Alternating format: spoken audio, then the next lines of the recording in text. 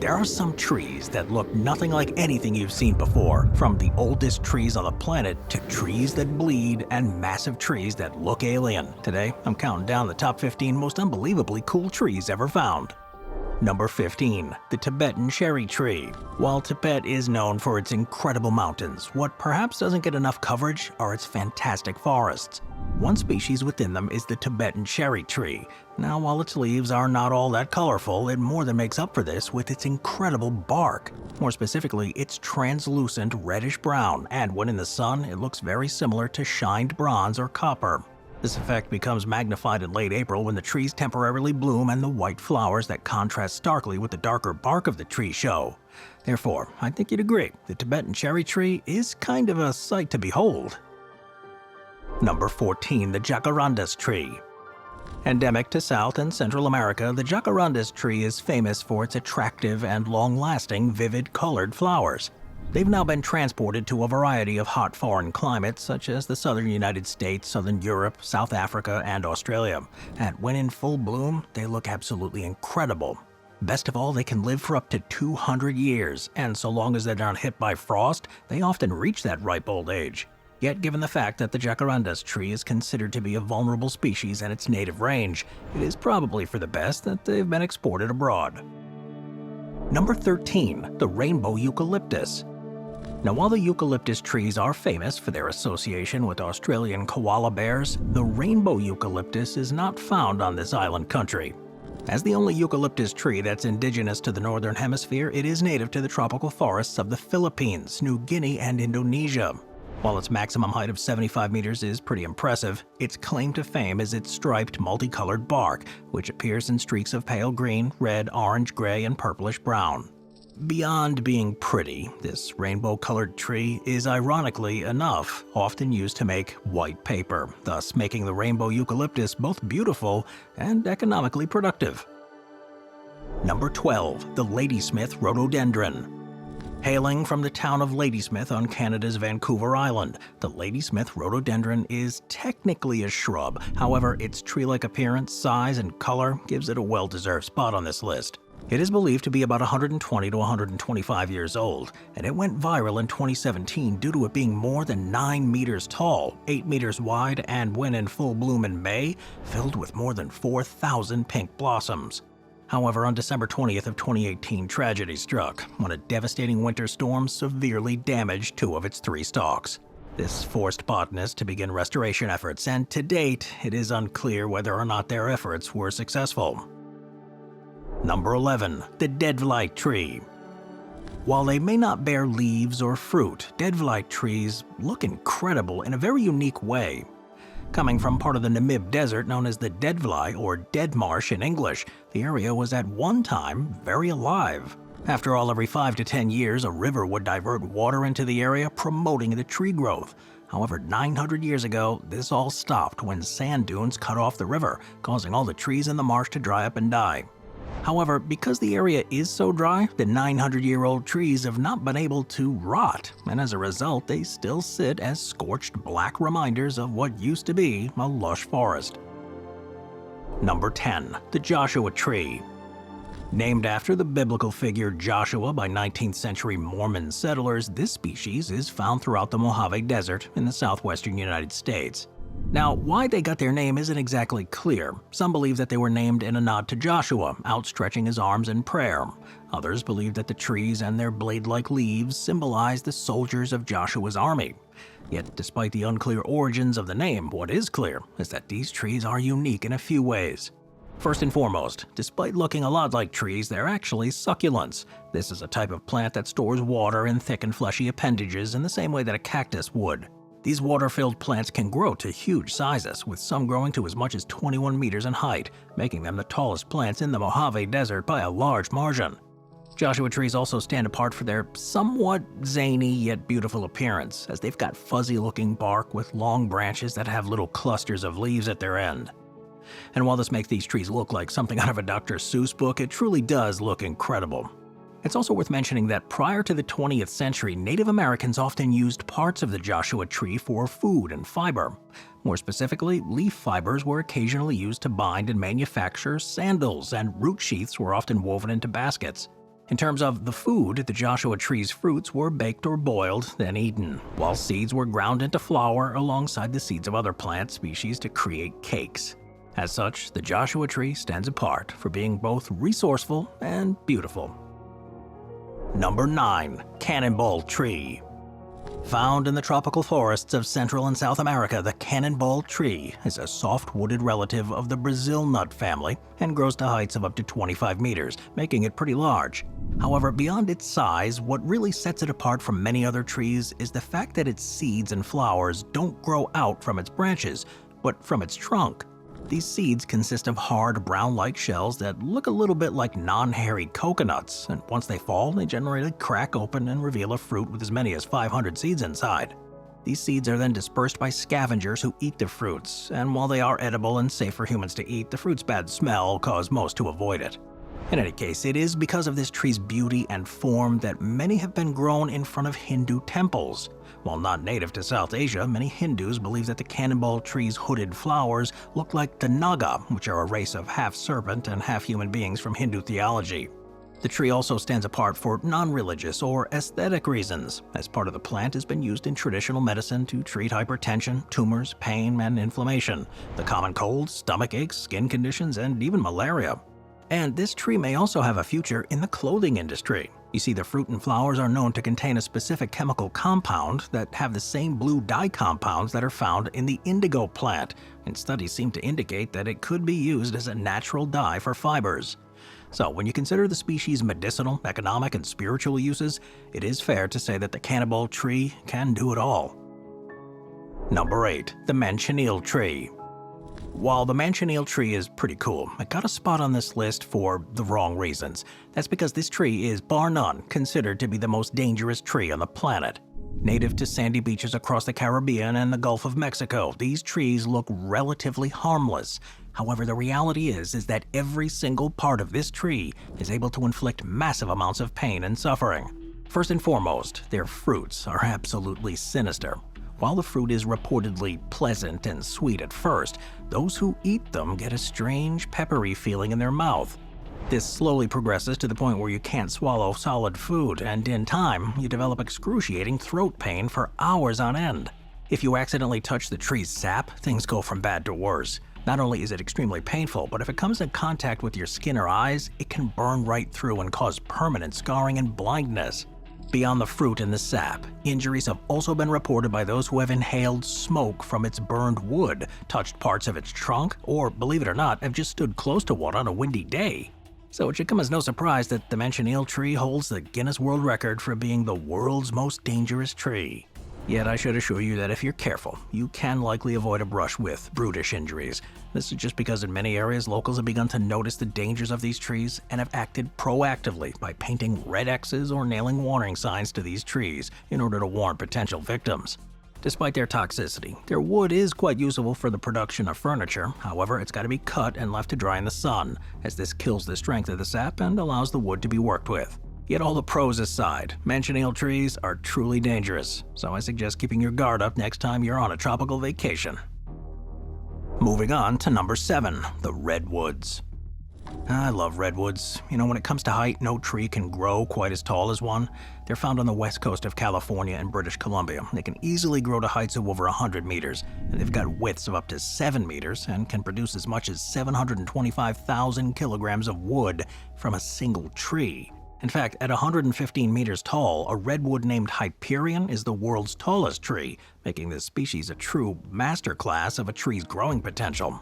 Now, if that wasn't cool enough, the species is also nearly immortal. They can live for up to 2,000 years without withering.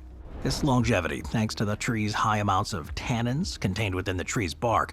Now, these tannins help increase resistance to pests and diseases and help ward off insects like termites. However, despite the hardiness, they do rely on some pretty specific environmental conditions to remain in tip-top shape. More specifically, they thrive in the moderate coastal climates that have heavy and frequent fogs coming from the coast. Sometimes rainfall is generated by the redwoods themselves, as they can often create rain via a process where they trap fog and makes clouds within their branches. Yet while these conditions may be pretty specific, when everything is in line, they are by and large one of the fastest growers and tallest showers in the natural world.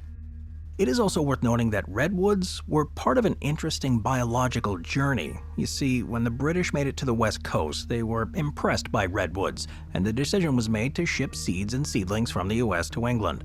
In fact, they were brought over in such high numbers that there are now about 500,000 in Britain, compared to only 80,000 in California. However, unlike their American counterparts, the British redwoods are less than 150 years old, meaning that at their largest, they're only about 40 meters tall. However, in time, they will eventually catch up with those on the American and Canadian West Coast. Additionally, despite being a foreign species, it appears that the redwood is ecologically benign, meaning that they're not disrupting the existing local ecosystem in any significant way. So, it's fair to say that the presence of redwoods in England is generally a good thing.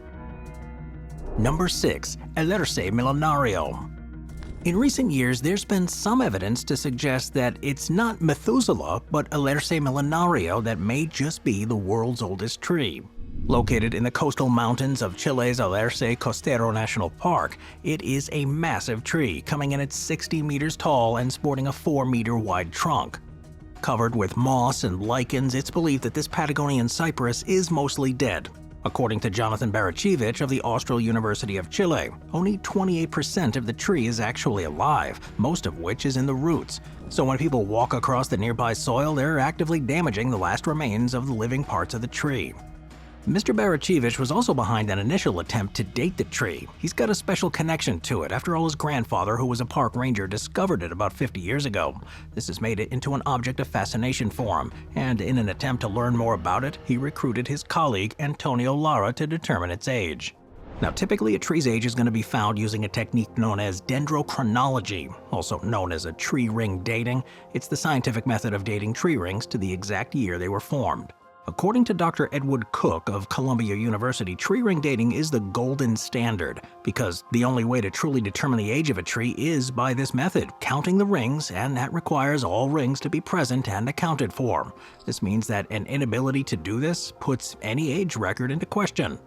In 2020, Barachevich and Lara decided to put their fears aside and core the tree with an increment borer. This is a T-shaped drill that scientists use to excise narrow cylinders of wood without really harming the tree, and after getting partway through, the plug of the wood yielded roughly 2,400 tightly spaced growth rings. However, this borer wasn't able to reach the tree's center, and as a result, Barachevich turned to statistical modeling to determine the full age. This method yielded an overall age estimate of 5,484 years old, with an 80% chance that the tree has lived for more than 5,000 years. If this is in fact true, Alerce millenario may just be the world's oldest tree. However, whether or not this is the case is definitely up for debate. Number 5. The Socotra Dragonblood Tree. Now, when you think of vacation spots that are incredible, Yemen is probably not a place that comes to mind. After all, not only is this Middle Eastern nation pretty small, but it's currently in the grips of a brutal civil war. This makes travel here near impossible. However, if you take the boat off the mainland and travel to the island of Socotra, you can see one of the most beautiful tree species on the planet. Known as the dragon's blood tree, it's not found anywhere else on planet Earth. It's known for its upturned, densely packed crown that looks pretty similar to an umbrella. These trees can live for upwards of 600 years, and while they look incredible, one of their most interesting features is the dark red resin. Better known as dragon's blood, this resin is famous for having an incredible medicinal property, as it's considered to be a cure-all for ailments such as fevers, cuts, diarrhea, ulcers, and dysentery. However, despite their beauty and utility, in recent years they've not been appreciated by local populations. This is because the island of Socotra is starting to create a large industrial and tourism sector. This has caused many of these trees to be chopped down in order to make way for new developments. And this has been made worse by the fact that the land these trees are on is often slow to regenerate, and as a result, increased cattle grazing across the island has made it difficult for young trees to take root. On a macro level, global warming has contributed to extreme and unpredictable weather systems, bringing about devastating winds and flooding here. At times, this has also contributed to natural disasters. After all, in 2015, 2 cyclones hit the island in 1 week, wiping out about 30% of Socotra's trees in the process. It's also worth mentioning that to date there is conflicting information online as to whether or not Socotra is safe to visit. According to reports, the island is slowly being taken over by the UAE and is currently occupied by pro-UAE factions in the civil war. As a result, it is, for the time being, relatively safe, welcoming thousands of visitors at a time. However, at various times, it's been an epicenter for fighting. So, I would suggest following your country's travel advisories, and on my end, I wouldn't suggest visiting the island until the Yemeni civil war comes to an end. Number 4. Methuselah.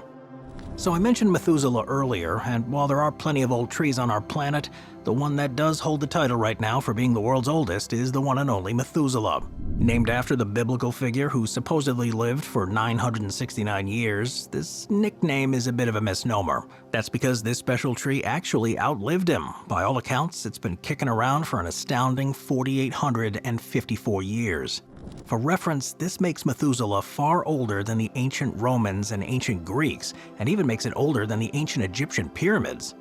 This type of species is known as an extremophile. It means that it can withstand extremely cold temperatures, dry soils, high winds, and short growing seasons without much difficulty. Of course, this does come with a flip side, that is, it grows extremely slowly, and it isn't the largest or tallest tree. However, despite its lack of good looks, after all, it has no bark, no foliage, and really doesn't look alive, I'd say that its other features truly make it one of the most incredible trees on the planet. The second factor is related to its location. It's located in the White Mountains of Inyo County in eastern California. Now, this area is a national forest and is known as the Forest of the Ancients due to the large quantities of other old trees in the area. While common wisdom suggests that a tree would grow better in a good climate with lots of shelter and access to nutrients, Methuselah lives in a harsh environment. The soil's patchy, winds are fierce, and the temperature's cold. Yet despite all this, it's perfectly adapted to this semi-arid boreal climate. Yet this still leaves us with an important question. How was Methuselah discovered? Well, the story goes that in 1957, two men by the name of Edmund Schulman and Tom Harland were conducting research in the area when they happened upon Methuselah. They then took samples and soon pinpointed its germination date to 2832 BC. While this was impressive, at that time, it wasn't the oldest bristlecone pine. That title belonged to Prometheus, who was about 59 years older than Methuselah.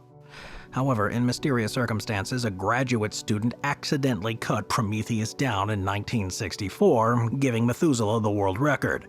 Well, in any case, if you want to visit, you'll have to travel up into the White Mountains to an elevation of about 3,300 meters above sea level.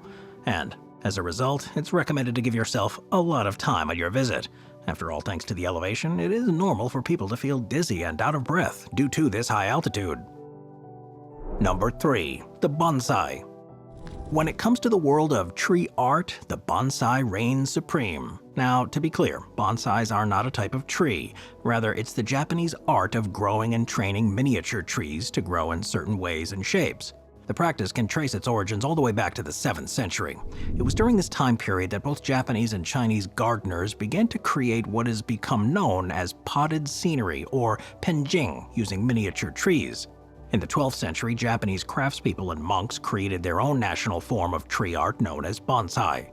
While penjing often involves multiple trees in the creation of a scene, bonsai generally involves just one, and in all, it's become more well-known and popular of the two styles. Today, the world bonsai market has grown to a staggering $8.5 billion, and to date, the most expensive tree sold in 2017 for a whopping $1.3 million in a private sale. But it is possible to buy very cheap variations of the tree for about $20 in garden centers around the world, and the very best specimens, though, can fetch a pretty penny. It's also worth mentioning that in order to have a bonsai reach its maximum potential, it's got to be cared for in a very systematic way. First and foremost, you need to understand the traditional ways in which bonsai trees grow, with popular growth patterns including the formal upright, informal upright, cascade, and windswept designs. Then you've got to choose the right tree for your design. Some of the most popular include junipers, ficus, and Chinese elms.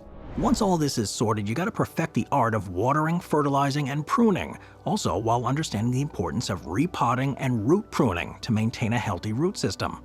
There's also side considerations. For example, trees have a front and a back. Usually bonsai involves choosing one side so you have more control over the visual composition.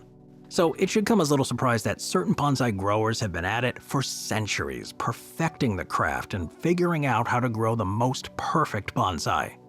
In fact, there are certain trees that have been a work in progress for hundreds of years, passing down from generation to generation.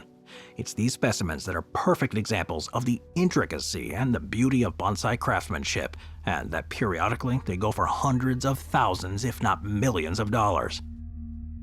Number 2. Old Tjikko. While Old Tjikko may be small, it's pretty fierce. That's because this tiny 5-meter tall tree is considered to be the oldest tree on the planet.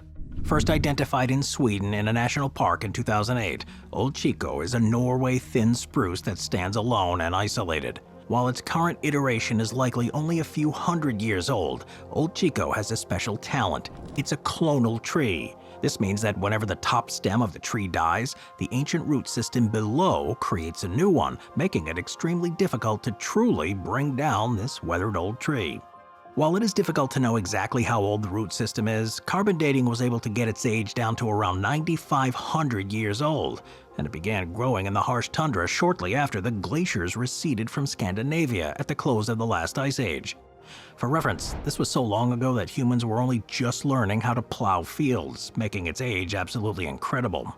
It is worth mentioning that its makeup throws in a few wrenches in Old Tjikko's claim to be the oldest tree. First and foremost, it likely spent thousands of years as a shrub, only becoming a tree after the climate warmed enough for it to grow into the spindly tree we see. It's also worth mentioning that while anyone is free to visit Old Tjikko, we should warn you that at the moment it's not in the best of shape. That's because in February of 2023, a mountain guide who had visited the tree reported that an unusually heavy snow had broken off the top portion of the tree. While the damage has left the tree looking rather rough, it is good news that it will survive. While its upper stem may be damaged, the ancient root system underground is still intact and ready to reproduce a new stem when needed. Now, while it is technically possible to go there alone, park guides much prefer bringing people to the tree themselves for the sake of the environmental protection, and given its age, I'd say that those concerns are understandable. As a final note, it also appears that the tree has a new clone. On July 1st of 2024, Stockholm-based art studio Golden Cenebe reported that they completed a special climate-controlled exhibit at their new hospital campus in the city of Malmö.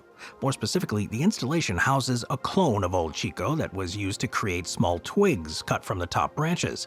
These branches were then grafted onto stems of other spruce trees, resulting in saplings with DNA identical to that of Old Tjikko.